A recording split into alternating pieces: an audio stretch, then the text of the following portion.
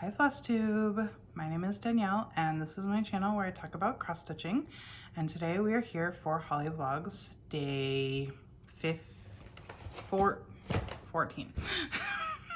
I don't know what day it is anymore. I'm starting to feel I'm not ready to get ready to entertain because I have to start getting ready soon. Anyway, I just wanted to say a couple of things first. First of all, if you feel so inclined to leave a comment down below, I just want to remind everybody that I do donate 25 cents per comment up to $25 per month to Panda Paws Animal Rescue Organization in memory and in honor of Sabrina and Buffy, and I talk more about that in my Flosstube episode number 3 if you want to check that out. Also, I've gotten a couple sweet comments about my lights, and so I'm really glad that some of y'all like my Christmas lights. I'm so glad that I decided to do, you know, something festive. It was a little out there for me to do, but I'm really glad I did. So today we are here to open tiny presents times 3. I have one tiny present from Fangirl Fibers and 2 tiny presents from Stitchy Box. My bag today is this sweet little polar bear in a hat and a sweater, and it says Winter Wonderland. So we will start with Fangirl Fibers. Yeah, it's the 14th. Where is the month going? It's almost halfway over. Do not approve. Do not approve. Okay.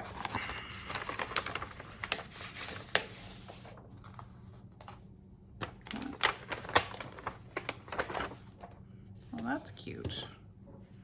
So this is a pattern by Tiki and Stitch, and it's called Dole Whip. That's cute. I am not quite sure how it fits into the, you know, Magical Kingdom theme. It is very on brand for like a Hawaiian theme, because I remember Dole Whip being a thing in Hawaii. I can't remember if we had it or not. But yeah, so that's cute. And then next we have our 2 tiny presents from Stitchy Box.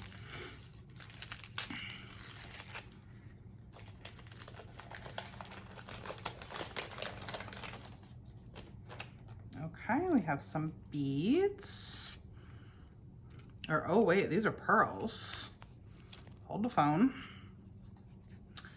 Freshwater pearls. Add some fancy to your stitching with these gold tone freshwater pearls. Great for embellishing a fancy Christmas tree.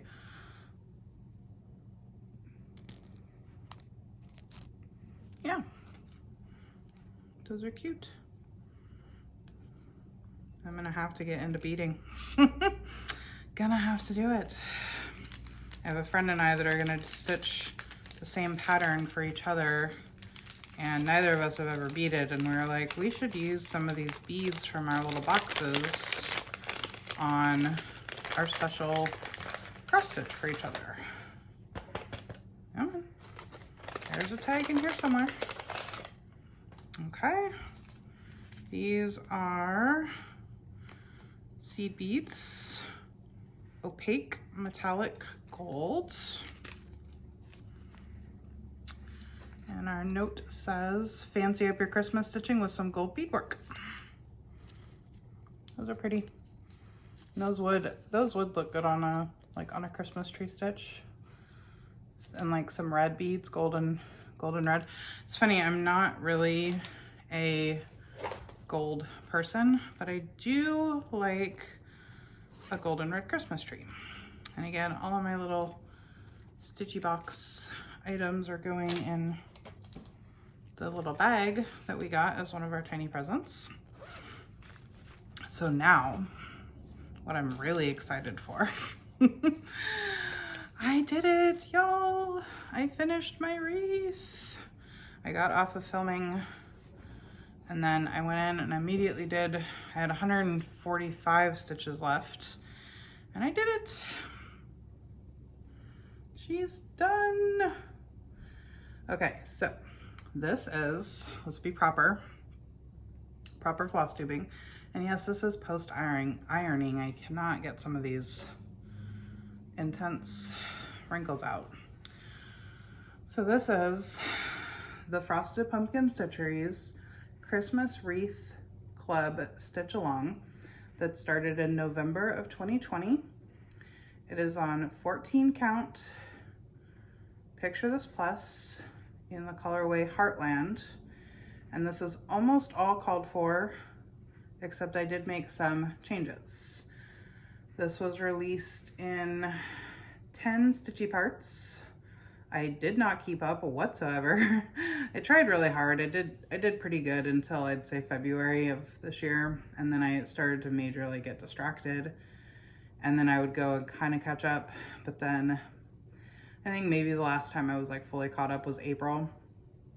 And then I really wanted to finish it in like September. I got distracted by Seasons of Small. And then in October, I had some Halloween stitching I wanted to do. So my goal, I really wanted to push for a finish on this in November, but I ended up not stitching as much as I wanted to. So I had wanted to finish it by the time it turned a year old, which would have been November 20th, but I missed that goal. So then I was like, oh, maybe I can do it by the end of the month. But that didn't happen either. So then I was like, okay, it just has to get finished by Christmas. And I did it. So let's see, so changes that I made. This house is supposed to be this pink right here in the light. That pink is what the house is supposed to be. So here's my thing with this piece, and this is sort of the context to all of my feelings about it. I was still such a brand new stitcher. I had only been stitching for 3 months when I started this piece, and I think that if I were to do it now, you know, start this project now, I either would have changed none of the colors or I would have changed a ton of colors. And this is also this is one of the projects that helped me learn that I feel like I need to see stitch-alongs before I commit to them. I'm not into mystery stitch-alongs as much as I would like to be, because this color palette just ended up not really being my color palette, like my preferred color palette. I would have probably changed this drastically to more what I would consider traditional Christmas colors, which to me would be, you know, much less pastel. But being that I was brand new, being that it was mystery, you can't know that going in, right? So I ended up changing the house color. And again, being so brand new, I had like nothing in my stash. So this was a color that I had left over from Midnight Way, which was also a Frosted Pumpkin Stitchery. And I had like 17 colors in my stash. It was ridiculous. Like, I should have either just kept the house pink, or I should have, you know, gone to the store to pick a color. But also, again, it would have been hard to do that without knowing the full stitch along. So this piece definitely helped me learn. One of the pieces for sure that helped me learn to just, I can't commit to mystery stitch alongs. I need to at least see part of it before I decide to do something or not, especially pay for something or not. So I changed it to this gray color, which I'm not totally in love with now, but I think it might just be, I need some distance from this piece. So I'm hoping maybe next year I'm more in love with it. So then the next thing I did was over here. This purple Christmas light is supposed to be this yellow color right here, Well, I had already stitched that yellow light, and I really don't like the yellow lights on this so much, especially because, like, to me, the difference between the light and its little thingy at the end there, its little connector, isn't a very stark contrast. So there was, you know, gonna be another yellow light so soon, I decided I wanted to change it. So at this point, being a few months in, I had a little bit more in my stash. But at this point also, I could tell this is a very pastel color palette. So I had a hard time choosing a color that wasn't gonna be too rich, because I was like, well, if it's too deep, too rich, too jewel tone, it's not gonna fit in. But also, what other colors, you know, weren't represented? Like, I already had red, obviously the whole thing is green, there's a ton of blue, you know. So I went with that. Again, not totally in love with it, but I'm hoping again that I just need some distance. I've just been staring at this project for too long, and also that, you know, we all tend to second guess ourselves. So, but I changed that color to purple.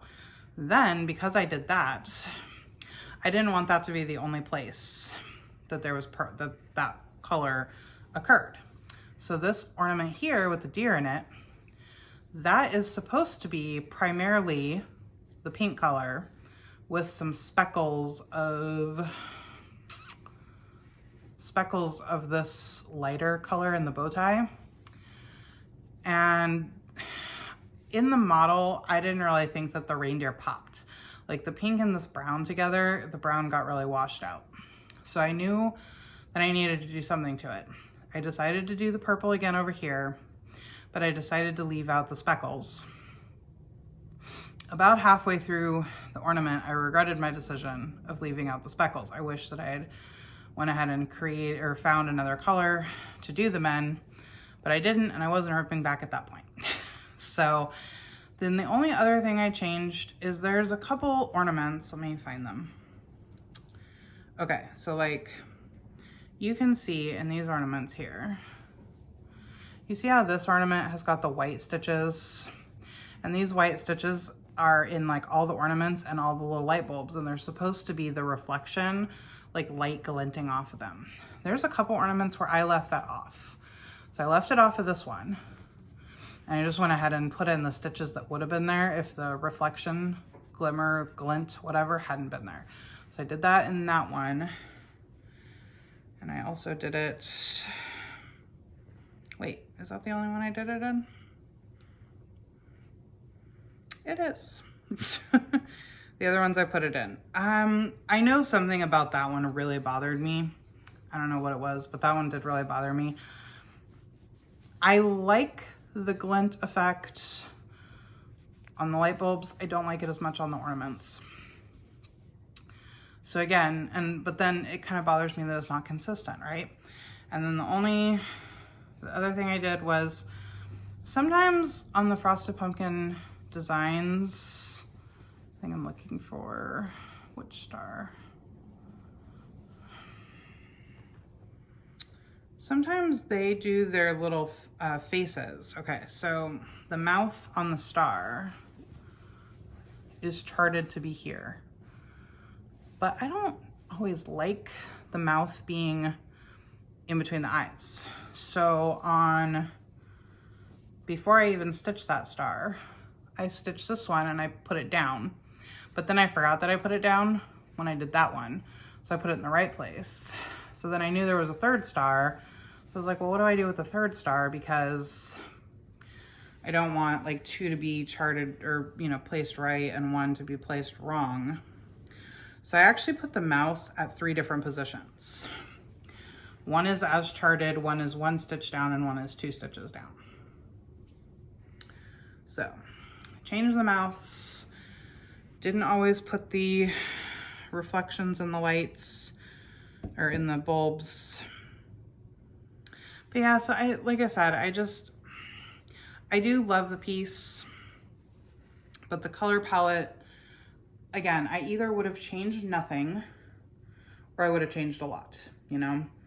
And so I think I'm hoping that next year when I pull this out next year, I can have had some, you know, space and distance, and I hope that I can love it a little bit more than I love it right now.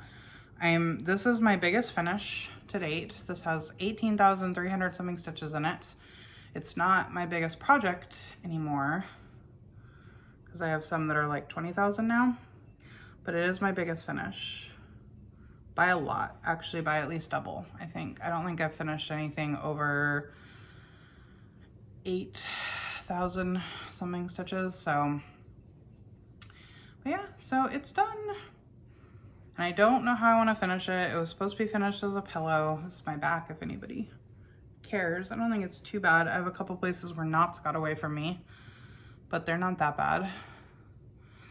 Funny enough, when I started this project, I was so determined. I did all the little light stitches as single stitches because I was like, I'm not going to carry anything in this project. And that lasted for like the first drop. And then I was like, back to carrying. Because, yeah, I can't. I do not enjoy threading and unthreading the needle all the time. But yeah, so that's my back. It's not bad. So yeah, and now I'm going to be pulling out my my Christmas deer project, which was a kit that I got from my husband for Christmas last year. And it has like a shameful maybe 100 stitches in it. So I want to pull that out and give it some love. It's difficult for me to work on because the kit came with very, very short lengths for the floss. So, all right, that is everything. Thank you so much for being here and taking some time out of your day to spend with me. And I hope to see y'all tomorrow for another HoliVlogs. Bye, Flosstube.